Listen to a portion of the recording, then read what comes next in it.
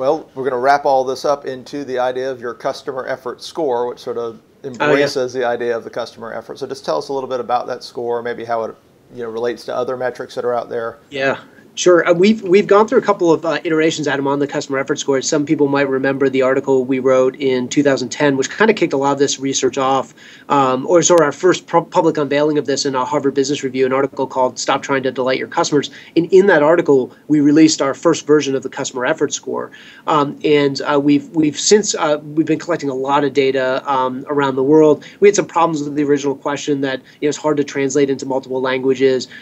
It was not an intuitive kind of scale, things like that we've kind of tightened the bolts on it and come up with, we think, a really great articulation that's tested really, really well relative to other metrics like CSAT or Net Promoter Score. And really, it's an ease-based question. It's a question of trying to understand how easy did the company make it for you to get this issue resolved. And it's on a standard scale that most of us use in our post-interaction surveys.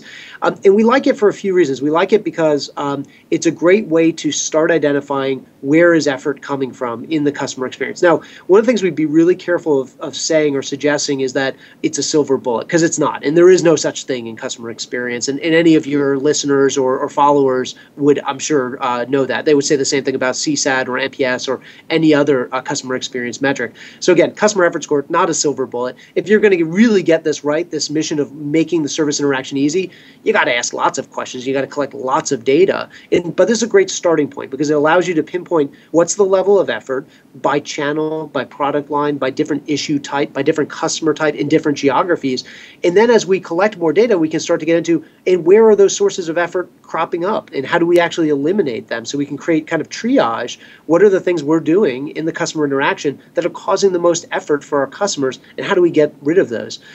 It's a great metric. It's also great for another purpose, a very practical reason, which is the linkage between likely defection or high levels of disloyalty between customers who score on the very bad end of that effort question, the customer effort score, who say they had to put forth a lot of effort to get their issue resolved. The company really didn't make it easy for me.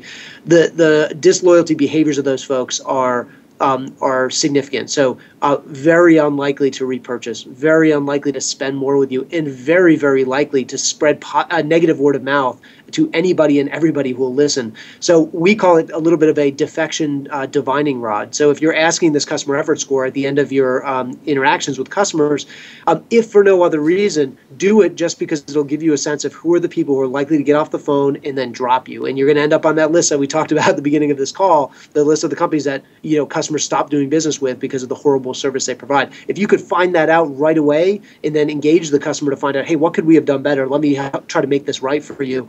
You're doing your company a great service and the customer a great service, avoiding that defection and plugging the hole in the bottom of that loyalty bucket.